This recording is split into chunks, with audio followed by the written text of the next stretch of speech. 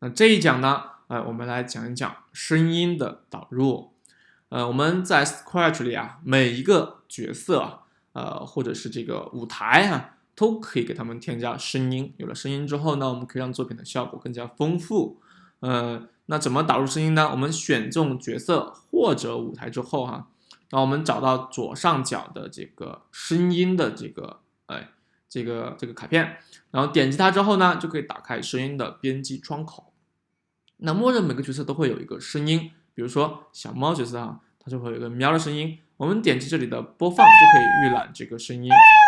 那这里是编辑声音的一些这个工具这个在2级才会考到那我们看一下，每个角色里面一般都会默认带有一些声音那背景里面也是会有的。好，那如果我们不喜欢这个声音，我们可以把它删掉然后点击下方的这个选择一个声音。那又有4种选择方式添加声音的方式，它和我们的角色背景是一模一样的。你注意看4种方式。那比如我们随机来一个声音从声音库里面这是一些乐器的声音OK， 然后呢，我们添加的声音呢，你要注意它只会出现在当前这个角色里面如果我们切换一下角色看一看那刚才的 C2 bass 就不见了。那这个里面的这个 Glug 声音在这个角色1里面也是没有的那舞台也是同样的道理波的声音只存在舞台当中。OK， 那我们添加完声音之后呢，如果我们想要让它播放声音怎么办呢？这是预览的方式。那如果我们想让它播放声音呢，我们需要用到代码块。我们注意看那在这个代码卡片里面我们找到这个声音声音标签，那里面有一些和声音相关的代码块那最常用的这些我们注意看这些都是一些和声音相关的代码块，我们可以一个个来看一看。比如说，那最常见的最常用的就是播放声音和播放声音等待播完等待播完。我们先来试一试它这2个代码块呢都可以播放声音，但你注意它们有什么区别我们点击播放声音，它只会闪一下，声音会在播放。那我们点播放声音等待播完，注意它的这个黄边会持续一段时间。那播放声音的作用我们在下面加一个代码块那就是在播放声音以后马上执行下面的代码块。比如说我们点击它，所以看小猫会说你好并且声音也同时在播放。那如果我们把这个代码块放到播放声音等待播完的下面呢，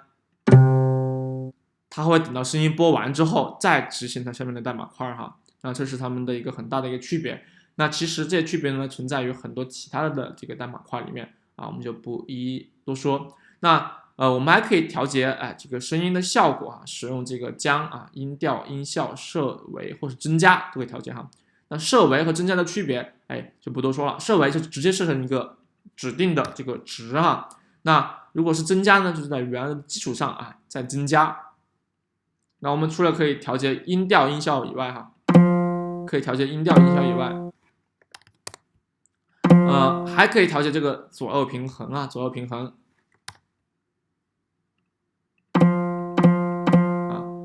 OK， 那这是音效的调节那我们还可以调节音量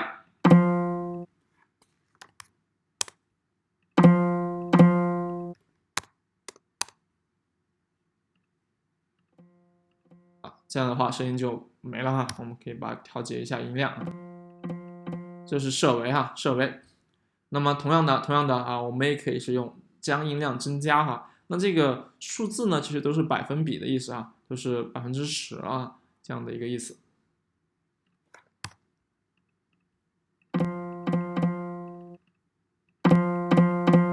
好，那这里还有一个清除音效代码块和这个停止所有声音代码块，这2个代码块的作用是不一样的。我们试一试播放声音